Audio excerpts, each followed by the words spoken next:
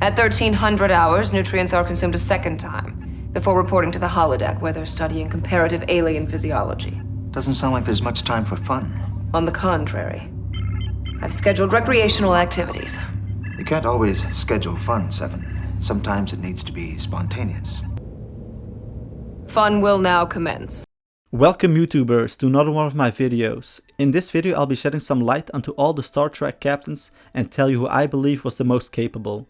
So if you ever wondered which Star Trek captain did the best job and sits on the captain's throne, lay back and enjoy. Also, please make sure to like and subscribe if you enjoy this type of content, so I'll be able to bring you more in the future.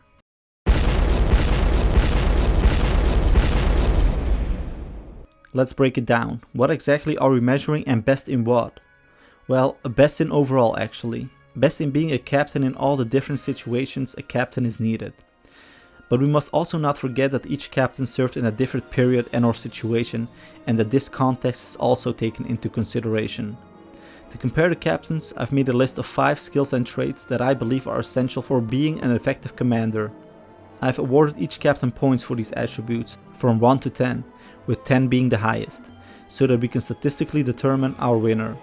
The definitions I have given the skills and traits are my interpretation of the words and are mostly based on context that I find fitting in the Star Trek universe. The first one, intelligence. The ability to understand how things work and are connected. Secondly, courage.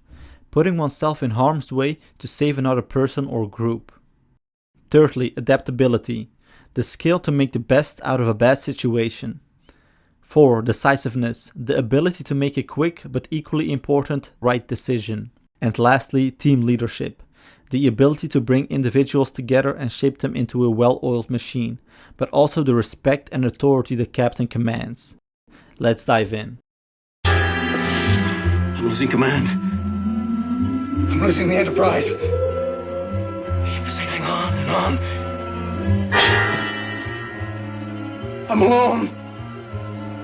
The first captain on our list, James Tiberius Kirk, from the original series. Kirk was a captain with great class and the traditional macho behavior, though he did earn a lot of respect from his officers and crew. However, I don't believe that he was the most intelligent and well-prepared captain out there. Although he had his moments of absolute brilliance, he also seemed a bit too unserious and lighthearted at times, like betting all kinds of extraterrestrial females. And even a bit reckless. I mean, what's up with leading all sorts of missions and leaving behind most of the crew? Well, here are his results. Intelligence 7.5, Courage 9, Adaptability 8.5, Decisiveness 8, and Team Leadership 7. The next captain on our list is Captain Jean-Luc Picard from the Next Generation. Professor, I know. What if one of those lives I saved down there is a child who grows up to be the next Adolf Hitler, or can't sing? Every first-year philosophy student has been asked that question since the earliest wormholes were discovered, but this is not a class in temporal logic. It's not theoretical, it's not hypothetical, it's real. In contrast to Kirk, Picard seemed a bit too serious and sometimes even incapable of understanding humor. However, never let it be said that this guy doesn't know how to use his brains. His intelligence, logical thinking, and status as a master debater have saved the human race on multiple occasions. Remember Q? When humanity was put on trial? It was Picard who saved the day by nothing more than his intellect. Let's have a look at his stats. Intelligence 9.5, Courage 7.5, Adaptability 8, Decisiveness 8.5, and Team Leadership 8. Moving on, we've come to our third captain, Benjamin Sisko, also known as the emissary of the prophets by the Bajoran people. He was captain of Deep Space Nine and the Defiant. And if your conscience is bothering you, you should soothe it with the knowledge that you may have just saved the entire Alpha Quadrant, and all it cost was the life of one Romulan senator, one criminal, and the self-respect of one Starfleet officer. I don't know about you, but I'd call that a bargain.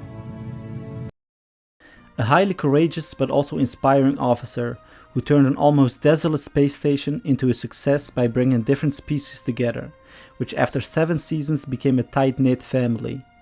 DS9 was also the most politically involved Star Trek series to date.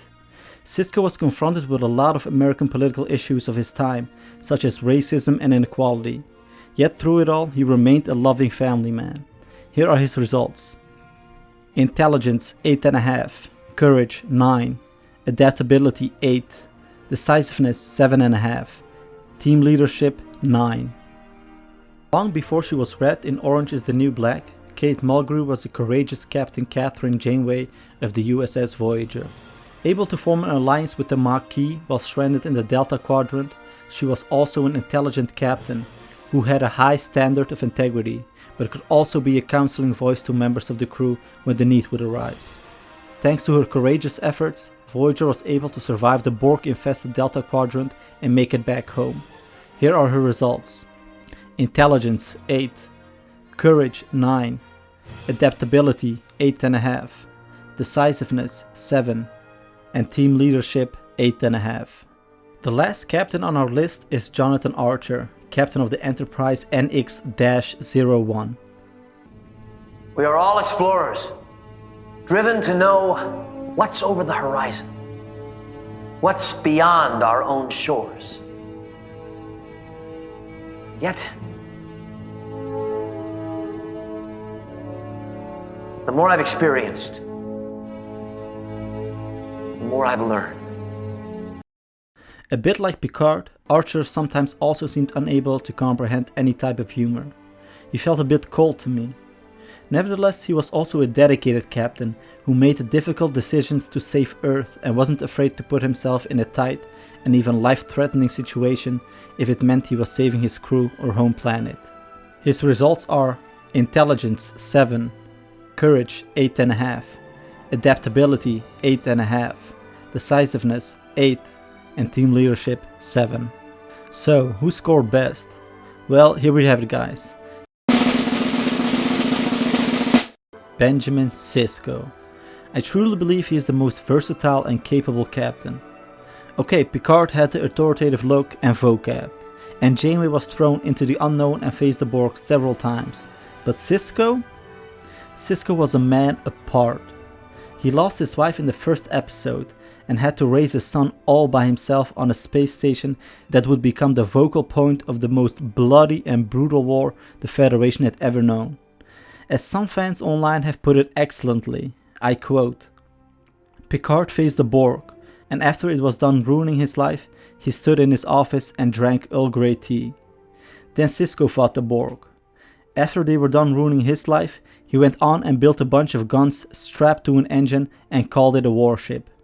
They only called it the Defiant because Benjamin Sisko's motherfucking pimp hand wouldn't fit on the side." Okay guys, that was it. Who do you think is the best captain overall? Let me know in the comments. Also, if you want an in-depth character profile about any of the individuals mentioned in this video, leave a comment below. Please like and subscribe for future content.